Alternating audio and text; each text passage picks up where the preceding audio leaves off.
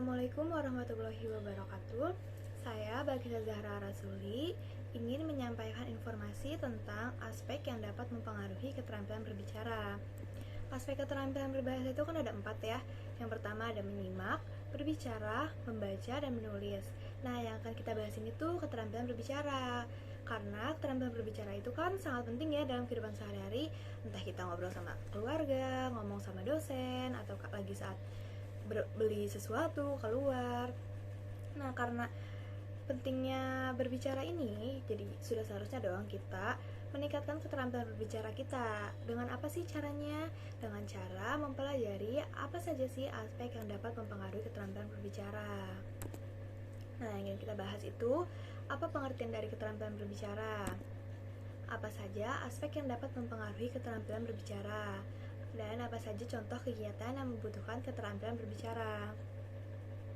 Nanti kita juga akan mengetahui pengertian dari keterampilan berbicara, akan mengetahui aspek yang dapat mempengaruhi keterampilan berbicara, dan akan mengetahui kegiatan yang membutuhkan keterampilan berbicara.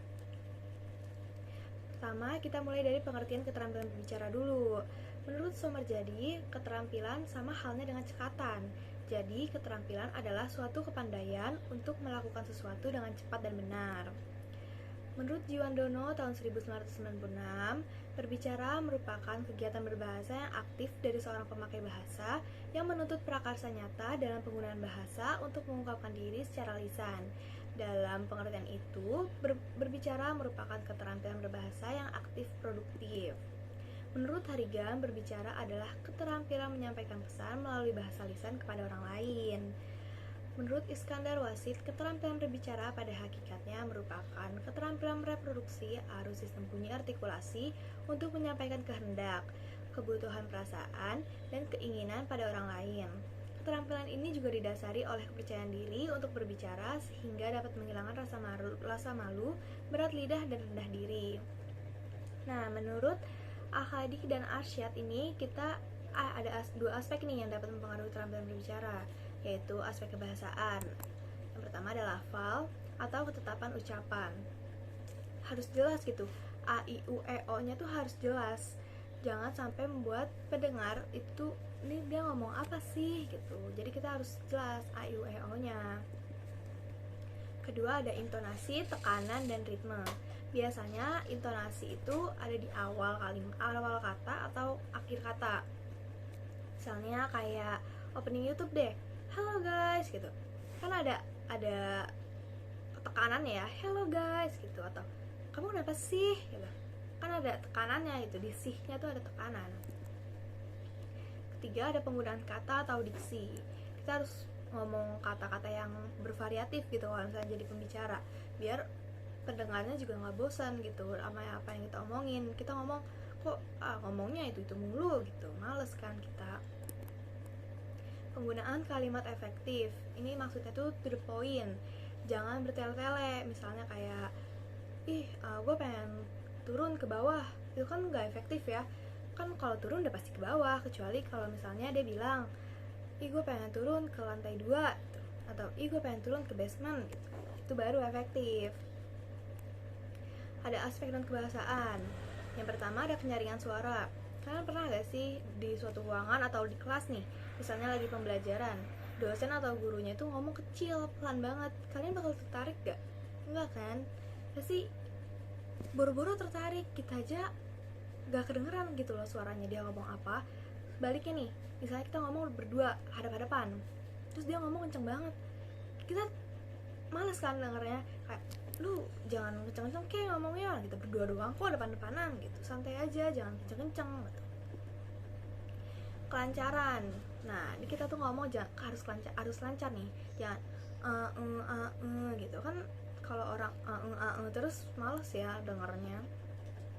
Sikap berbicara itu harus tenang, santai, jangan kaku gitu. Harus ada, kalau misalnya kita jadi pembicara nih, harus ada interaksi sama penonton gitu. Misalnya ditanya, kalian tahu gak sih apa saja sih aspek yang dapat mempengaruhi keterampilan berbicara gitu. Harus tuh kayak gituin. Gerak tubuh dan mimik wajah, bener banget nih. Gerak tubuh dan mimik wajah itu penting juga. Kalau kita ngomongnya diem aja kayak gini, Kalian tahu gak sih apa aja aspek yang dapat mempengaruhi keterampilan berbicara? Kan aneh ya, bisa ditanya gitu. Kalian tahu gak sih apa aja aspek yang dapat mempengaruhi keterampilan berbicara? Ada dua loh, ada aspek kebahasaan dan non kebahasaan. Kan kalau kayak gitu enak gitu, kita dengarnya tuh enak.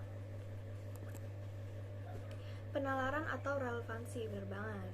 Ini kita harus mikir dulu nih, apa yang kita omongin itu logik gak sih? Apa yang kita omongin itu masuk gak sih? Ini berkaitan juga nih dengan pemilihan kata dan penggunaan kalimat efektif. Santun berbicara.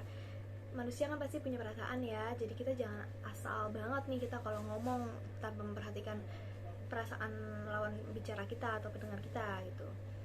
Contohnya, kita lagi kumpul nih di suatu ruangan gitu, atau kita lagi reuni, terus teman kita datang, terus bajunya jelek nih, kita nggak suka.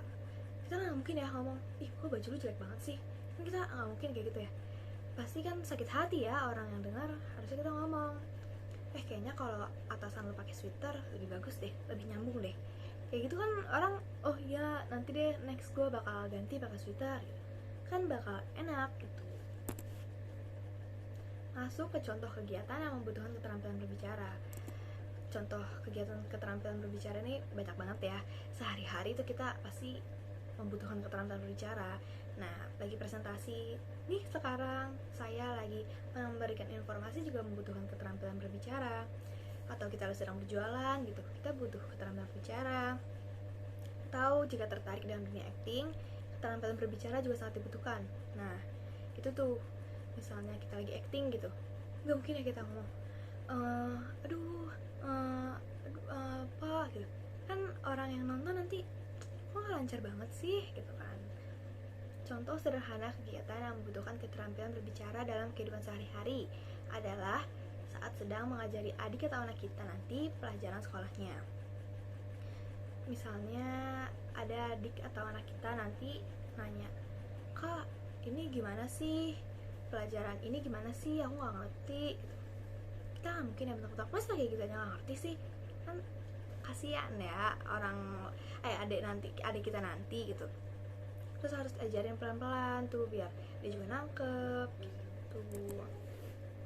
Jadi kesimpulannya itu, keterampilan berbicara merupakan kepandaian dalam berbicara, mulai dari mengungkapkan perasaannya atau berkomunikasi dengan orang sekitar.